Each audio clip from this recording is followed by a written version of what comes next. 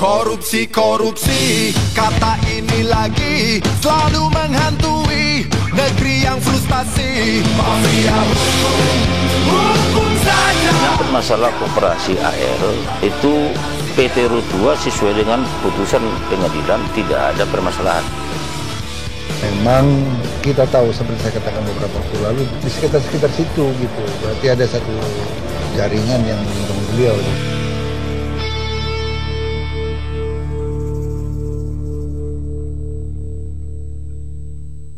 Inilah drama penegakan hukum paling konyol di Republik ini.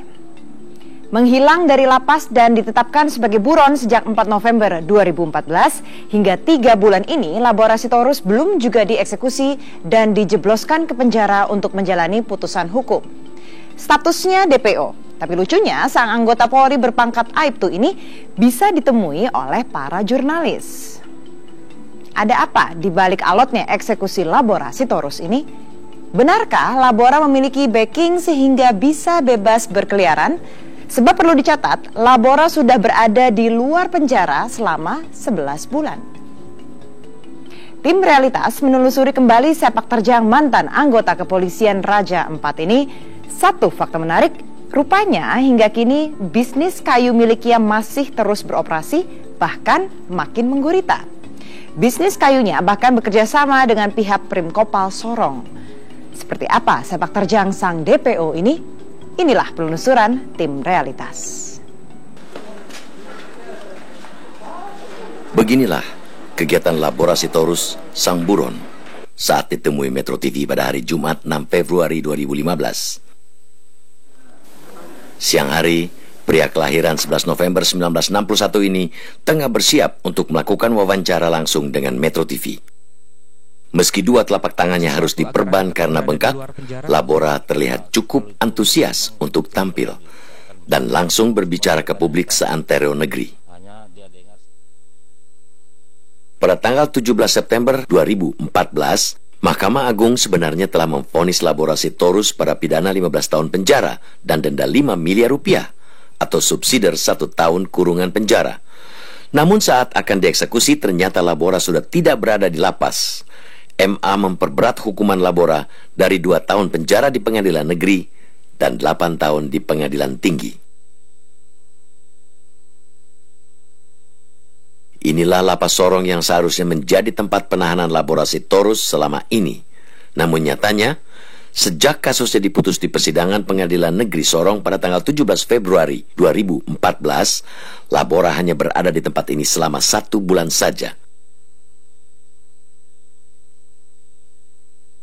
Faktanya, meski saat itu divonis pengadilan negeri Sorong selama 2 tahun pidana penjara dan denda 50 juta rupiah, Labora tercatat berada di lapas hanya sepanjang 17 Februari hingga 17 Maret 2014. Karena alasan sakit, saat itu Labora diperiksa dan dirawat di Rumah Sakit Angkatan Laut Sorong. Namun lagi-lagi anehnya, di rumah sakit ini pun Labora hanya dirawat selama 1 bulan. Labora keluar dari rumah sakit pada tanggal 21 April 2014, namun tidak kembali lagi ke lapas.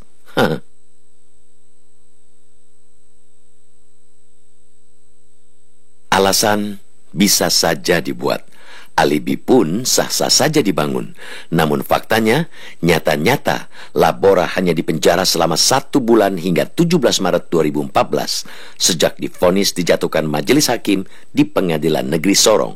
Artinya, hingga saat ini Labora Sitorus sudah bebas beraktivitas di luar penjara selama hampir 11 bulan.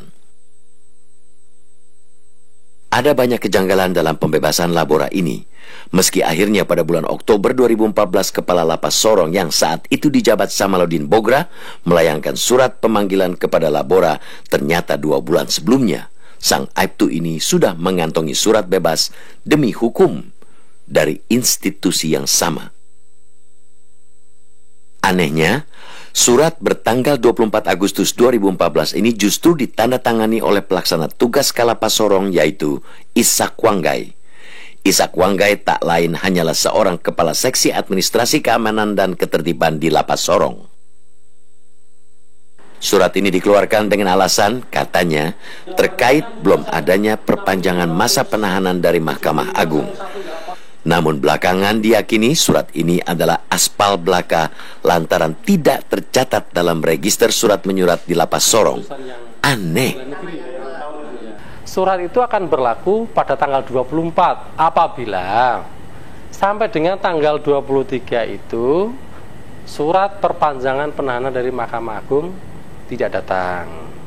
Tetapi pada tanggal 23 sore sekitar jam 4 jam 5 ternyata surat perpanjangan penahanan itu ada. Maka konsep yang sudah dibikin tadi tidak jadi diagendakan, tidak jadi digunakan seperti itu. Makanya itu terus dimasukkan dalam laci, sehingga karena tidak berlaku lagi. Entah bagaimana kok tiba-tiba LS yang tidak berada di lapas ini mendapatkan surat tersebut.